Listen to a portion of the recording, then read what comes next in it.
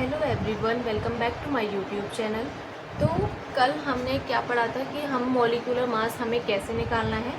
आज हम पढ़ेंगे उसके आगे का टॉपिक है stoichiometry and it's calculation. Stoichiometry का हम कंसेप्ट जानेंगे और इसकी कुछ कैलकुलेशंस करेंगे। तो चलिए देखते हैं, मैंने 2 पॉइंट्स लिखे हैं और एक एग्जाम्पल लिखा है। तो सबसे पहले देखते हैं कि फर्स्ट पॉइंट में हमारा क्या लिखा है। Stoichiochemistry is derived from two Greek words, stoichion, which means element, and metron, which means measure. तो स्टोशियोकेमिस्ट्री 2 ग्रीक वर्ड से डिराइव होता है। स्टोशियन जिसका मतलब एलिमेंट होता है और मेट्रॉन जिसका मतलब मेजर करना होता है। ठीक है, नेक्स्ट मैंने क्या लिखा है, it deals with the calculation of masses and volume also of the reactants and products in chemical reactions.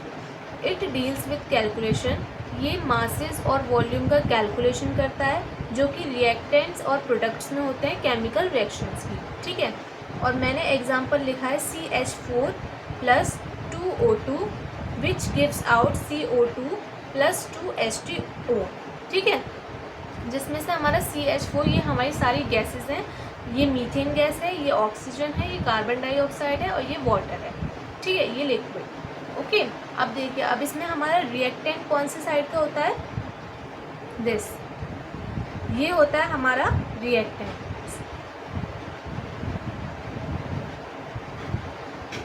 ये दोनों रिएक्ट करके, ये दोनों कंपाउंड रिएक्ट करके हमारा CO2 कार्बन डाइऑक्साइड और हमारा वाटर बना रहा है, तो ये हमारे हो गए प्रोडक्ट।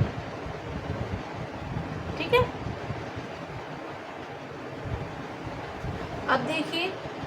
अब आप देखिए कि CH4, अब जैसे कि ये CH4 लिखा हुआ है, ये गैसेस है हमारा, इसमें स्टोशियोमेट्री का मैंने पहले ही बताया था कि ये मास और वॉल्यूम की कैलकुलेशंस करने में हेल्प करता है। ठीक है, जो केमिकल रिएक्शंस में होती है। तो स्टोशियोमेट्री कोफिशिएंट के अगर हम बारे में बात करें कि स्टोशियोमेट्री कोफिशिएंट क्या होता है, तो कोफिशिएंट का मतलब होता है कोई भी एक कंपाउंड है, अगर उसके पहले में कोई नंबर लिखा हुआ है तो वो हमारा कोफिशिएंट होगा। ठीक है, समझ में आ गया। देखिए, अब जैसे कि CH4 लिखा हुआ है, CH4 में जो कार्बन है उसके इधर कितने कोफिशिएंट है, 1। तो ये हमारा हो गया, इसमें हमारे सिर्फ 1 कोफिशिएंट है। अब देखिए, इधर लिखा था 2O2, 2O2 में कितने कोफिशिएंट है हमारे, 2।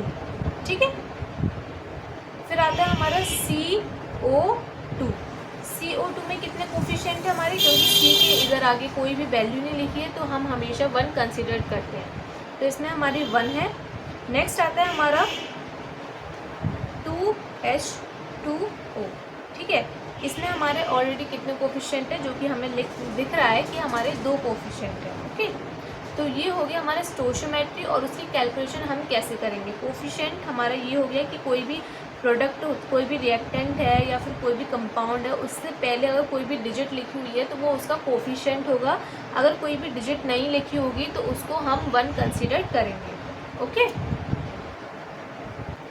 अब देखिए, आपको ये रिएक्शन दे रखी है, तो इसमें अब मैं आपको बताती हूँ क्या होता है। कुछ पॉइंट्स हैं जो कि मैं आपको क्लियर करूँगी और आप वो प्लीज़ नोट करते जाइए। तो फर्स्ट पॉइंट है हमारा इसमें कि जो 1 मोल है हमारा, 1 mole of methane, 1 mole of methane जब रिएक्ट करता है, react with 2 mole of oxygen, 2 moles of oxygen, तो हमें क्या देता है, to give 1 mole of carbon dioxide,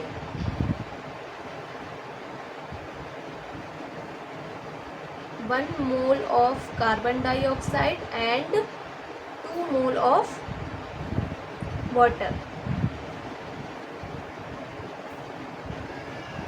ठीक है, अब देखिए नेक्स्ट पॉइंट लिखिए,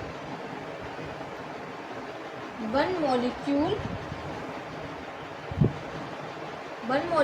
of methane मैंने मोल लिया था, अब मैं मॉलिक्यूल ले रही हूँ। 1 मॉलिक्यूल ऑफ मीथेन जब रिएक्ट करेगी, react with 2 molecule of oxygen,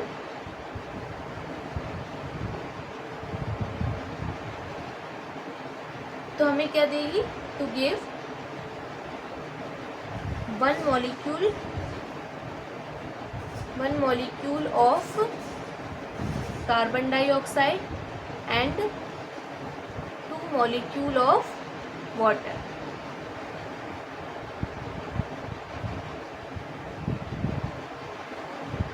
ठीक है, इसको हमने 2 अलग अलग पॉइंट्स में लिखा है। लाइन सेम वही है, चीज़ वही है, बस मैंने मोल्स को हटा के मॉलिक्यूल कर दिया। ठीक है, अब देखिए, अब नेक्स्ट पॉइंट लिखिए, 22.4 लीटर ऑफ मीथेन जब रिएक्ट करेगी 44.8 litre of oxygen. 22.4 litre of methane जब रिएक्ट करेगी 44.8 लीटर ऑफ ऑक्सीजन से, तो क्या देगी हमारा, to give 22.4 litre of CO2 gas, carbon dioxide gas, and 44.8 litre of water. ठीक है, मैंने क्या लिखा कि जब 22.4 लीटर ऑफ मीथेन गैस जो रिएक्ट करेगी 44.8 लीटर से ऑक्सीजन की, तो हमारा क्या देगी, 22.4 litre of CO2 and 44.8 litre of H2। ठीक है, नेक्स्ट और लास्ट पॉइंट लिखिए, जब 16 ग्राम ऑफ CH4 मीथेन जब रिएक्ट करेंगे 2 इंटू 32 ग्राम ऑफ ऑक्सीजन से। ठीक है, ये सारी NCERT की लाइंस हैं जो मोस्ट इम्पॉर्टेंट लाइंस है, और इन्हीं में से ही क्वेश्चन बन के आते हैं। और जो मोस्ट इम्पॉर्टेंट लाइन होती है वो हमारी ये है, थर्ड वाली लाइन है 22.4 लीटर वाली। तो प्लीज़ ये NCERT के पॉइंट्स हैं, इसको प्लीज़ नोट करिए। ठीक है, तो लास्ट पॉइंट मैंने क्या लिखा है, 16 ग्राम ऑफ मीथेन जब रिएक्ट करेगा 2 इंटू 32 ग्राम ऑफ ऑक्सीजन, तो हमारा क्या देगा, to give 44 gram of CO2 and 2 into 18 gram of water.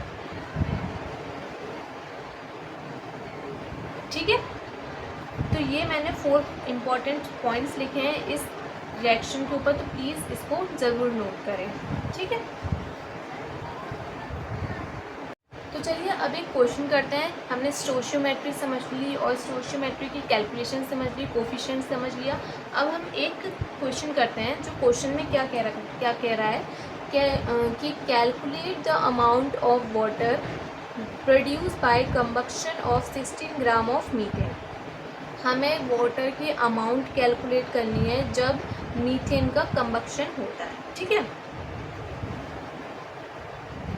तो देखिए, सबसे पहले आंसर लिख के, सबसे पहले जो हमें इक्वेशन दे रखी थी, पहले वाली जो मैंने इक्वेशन आपको दी थी, जो जिसके मैंने 4 इम्पोर्टेंट पॉइंट्स लिखवाए थे, उसी की हम इक्वेशन लिखेंगे सबसे पहले, क्योंकि ये वाटर का बोल रहा है और मीथेन का बोल रहा है। अगर कोई और गैस होती, कोई और गैस लिखी होती जैसे कि सल्फ़र या फिर कोई भी गैस लिखी होती, तो हम उसकी रिएक्शंस लेते, बट हमें वाटर और मीथेन ऑब्वियसली दे रखे हैं तो हम वही लेंगे। सबसे पहले हमारी इक्वेशन आती है, हम इक्वेशन को बैलेंस करते हैं। सबसे पहले हमारी इक्वेशन थी CH4 जो कि गैस थी, प्लस 2O2 जो कि गैस थी, गिव्स आउट हमें क्या दे रहा है, CO2 gas plus 2H2O gas. ठीक है, ये हमारी इक्वेशन थी। अब देखिए, फर्स्ट हमारा क्या है, फर्स्ट हमें क्या है, हमें क्या क्वेश्चन में दे रखा है, 16 ग्राम ऑफ मीथेन जब भी आपको अगर क्वेश्चन को कैलकुलेट करना हो, कोई भी कैलकुलेशन करनी होगी, तो सबसे पहले आप पीछे से स्टार्ट करें, क्योंकि जब आप पीछे से स्टार्ट करते हैं तो आपको मैटर मिलता है जो चीज़ सॉल्व करनी है हमको, क्योंकि आगे से तो सब सेम होता है बट पीछे से हमको चीज़ें समझ में आएगी। तो सबसे पहले पीछे से स्टार्ट करें। 16 gram of methane corresponds to 1 मोल। ठीक है, 1 मोल के लिए हमने 16 ग्राम ऑफ मीथेन को हमने 1 मोल के लिए कंसिडर कर दिया। ठीक है, नेक्स्ट आता है पहली इक्वेशन से, फ्रॉम इक्वेशन, ये जो हमें इक्वेशन दी रखी थी, जो हमने बनाई थी क्वेश्चन के अकॉर्डिंग देखते हुए, तो फ्रॉम इक्वेशन देखते हुए जो 1 मोल ऑफ मीथेन है वो हमारी कितनी दे रही है, गिव्स क्वेश्चन के रिएक्शन के अकॉर्डिंग जो हमारी 1 मोल ऑफ मीथेन गैस है वो हमारी 2 मोल ऑफ हाइड्रो वाटर दे रही है। ठीक है, gives out 2 mole of water. तो 2 मोल ऑफ वाटर कितना देगा, 2 मोल ऑफ वाटर जो कि हमारा H2O है वो हमारा कितना देगा, 2 मल्टीप्लाई 2 प्लस 16। ओके, समझ में आया कि इक्वेशन से हमारा जो 1 मोल ऑफ मीथेन थी वो हमारा 2 मोल ऑफ वाटर दे रही थी। ठीक है, तो 2 मोल वाटर हमारे कितना होगा, 2 का मल्टीप्लाई कर देंगे और 2 प्लस 16। ठीक है, आ गया। फिर उसके बाद हम इसका कैलकुलेशन करेंगे तो हमारा निकल के आएगा 36 ग्राम। ठीक है, नेक्स्ट आता है अब हमारा 1 मोल ऑफ वाटर। ठीक है, 1 मोल ऑफ वाटर हमारा 18 ग्राम ऑफ वाटर हो गया। सबसे पहले हमने क्या लिया था, 1 मोल कंसीडर किया था, बट हमने जब वाटर के मॉलिक्यूल निकाल लिए तो वाटर के मॉलिक्यूल 36 हो गया, बट उससे पहले हमारा 18 ग्राम था। ठीक है, तो 1 मोल हमारा 18 ग्राम के बराबर हो गया। तो 18 gram of H2O give 1 mole of H2O। Normally हमारा 1 आएगा, तो 2 मोल H2O को हमारे कितने हुए 2 का मल्टीप्लाई कर देंगे हम 18/1। ठीक है, तो 2 multiply 18 gram of H2O and gives out 36 gram of H2O। तो हमें वाटर का ही निकालना था, अमाउंट ऑफ वाटर कितना प्रोड्यूस्ड हो रहा है जब हमारे 16 ग्राम ऑफ मीथेन का कंबक्शन हो रहा है। तो ये आ गया आपको समझ में कि 1 mole of 16 gram of methane को हमने 1 मोल करस्पॉन्ड 1 मोल के अकॉर्डिंग किया। दैन फिर फर्स्ट इक्वेशन से हमारा 1 मोल ऑफ द मीथेन थी वो हमारी 2 मोल ऑफ वाटर दे रही थी। तो 2 मोल ऑफ वाटर में हमने 2 का मल्टीप्लाई कर दिया वाटर मॉलिक्यूल से, क्योंकि जब हम इसका मैंने आपको कल मॉलिकुलर मास निकालना सिखाया था, तो मॉलिकुलर मास हमने कैसे निकाला, हाइड्रोजन का 1 होता है एटॉमिक नंबर, तो मल्टीप्लाई 2 कर दिया, प्लस ऑक्सीजन का 16 होता है, तो 2 × 18 गिव्स आउट 36। अब 1 मोल ऑफ H2O हमने 18 ग्राम ऑफ H2O था हमारा, तो हमारा 1 आया, तो 2 मोल ऑफ H2O में हम क्या करेंगे, 2 का मल्टीप्लाई कर देंगे 18 में, तो 36 ग्राम ऑफ H2O हमारा वाटर का कैलकुलेट हुआ जब हमारा 16 ग्राम ऑफ मीथेन का कंबक्शन हुआ। तो ये है हमारा इसका फाइनली आंसर। तो अगर आपको ये टॉपिक समझ में आया हो, इसकी कैलकुलेशन समझ में आए, प्लीज़ चैनल को लाइक करें, सब्सक्राइब करें एंड शेयर करें। And thank you and bye everyone.